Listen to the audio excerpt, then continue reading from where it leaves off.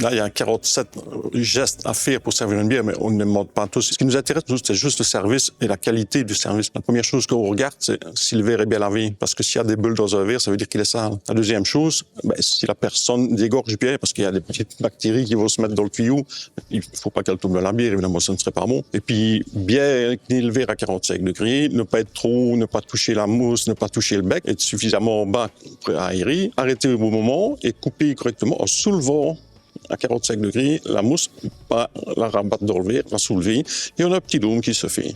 Après, c'est le rôle de la dégustation qu'on va s'apercevoir si les eaux étaient propres, si les tuyaux étaient propres. Il y a quelques détails qu'on arrive à voir en dégustant. Alors, il y a des gestes à ne surtout pas faire aussi.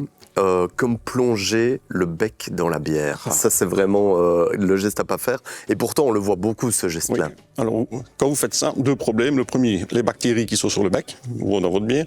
Et la deuxième chose, il y a plein de CO2. Vous n'aérez pas la bière, donc elle n'est pas bonne. Et elle donne un peu mal à l'estomac, au ventre, etc. aussi, non? On a l'impression de sucer du fer. Et non, c'est pas digeste du tout.